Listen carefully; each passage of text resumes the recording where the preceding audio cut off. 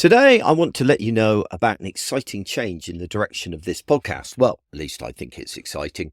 You see, from now on, this podcast will be focusing on UX leadership and strategy because I believe that it's a topic that's more relevant than ever before, given the current state of the industry. If you spend any time on LinkedIn at all, you will know that UX is supposedly in utter turmoil. People are declaring the death of UX and they're struggling to find jobs, and some companies are even abandoning the term UX in favor of product design. And then, of course, there's the looming shadow of AI, supposedly ready to replace us all. It's enough to make anyone concerned about the future of user experience. But here's the thing, this doom and gloom doesn't actually reflect reality. The World Economic Forum actually predicts that UX is going to be one of the fastest growing professions in the next 5 years. And they specifically highlight skills like deep human insights, strategic thinking, and leadership skills as absolutely fundamental in the future. And if you have the correct understanding of UX, then those are the skills you're going to have.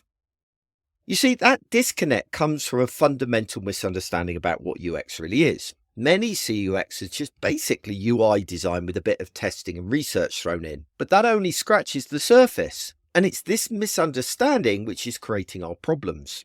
Yes, if you see UX as just being UI design with some testing and research, it is on the decline. But if you recognize that there's a lot more to the discipline, then you'll know it's in a pretty healthy state. As Jared Spall brilliantly puts it, it's like burger flippers assuming that the entire restaurant industry is dying just because burger sales are down. UX design in its truest form is more crucial than ever before. It's not just about creating interfaces in Figma. It's about organizational strategy, culture, communication, and every single touch point that a person has with the company. User experience is just one small part of that bigger picture. And that's why this podcast is evolving. After 30 years in the field, I want to share my thoughts about UX strategy and UX leadership.